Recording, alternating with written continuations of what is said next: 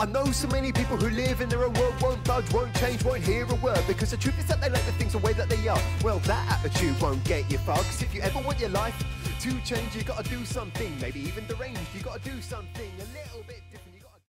The Secret Ones is a good read. It's an excellent read, particularly for those of you who like a little bit of romance. Her setting is well established and her characters are well portrayed. Darn it, I wish I'd written this book. You can't believe the envy in which I read this book. Secret Ones is a great romance.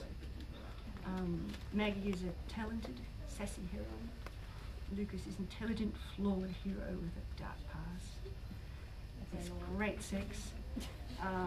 There's a jealous ex-girlfriend. There's a jealous jealous ex one-night stand. There's great sex. Misunderstandings, reversals of fortune. Did I mention the great sex? I must admit, I read those scenes, Nicole, and I thought, oh, I'm going to have to tidy my act up.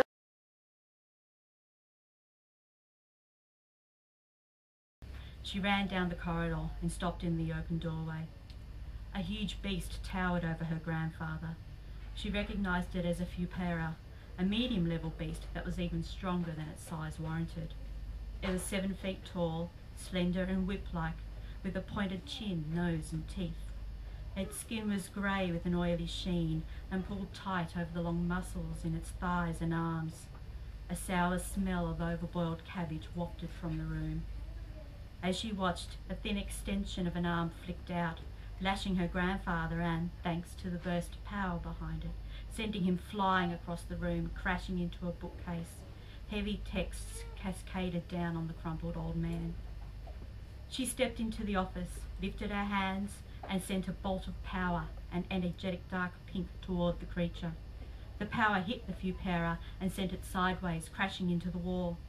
The creature saw her and screamed, the sound almost splitting her eardrums, before moving toward her.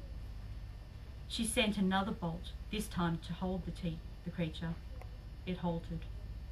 She took advantage of the reprieve to look at her grandfather. He wasn't moving.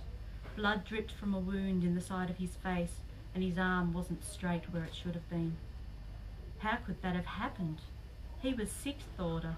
Taking care of a Fupera, while challenging, shouldn't have been a major problem. Had the creature surprised him and managed to injure him before he was ready to fight back?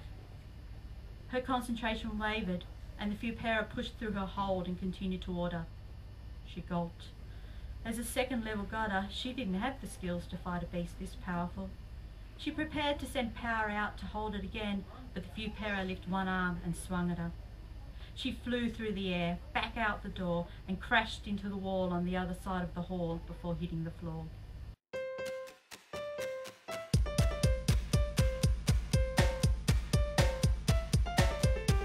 I know so many people who live in their own world, won't budge, won't change, won't hear a word, because the truth is that they like the things the way that they are. Well, that attitude won't get you far, 'cause if you ever want your life to change, you gotta do something, maybe even deranged, you gotta do something a little bit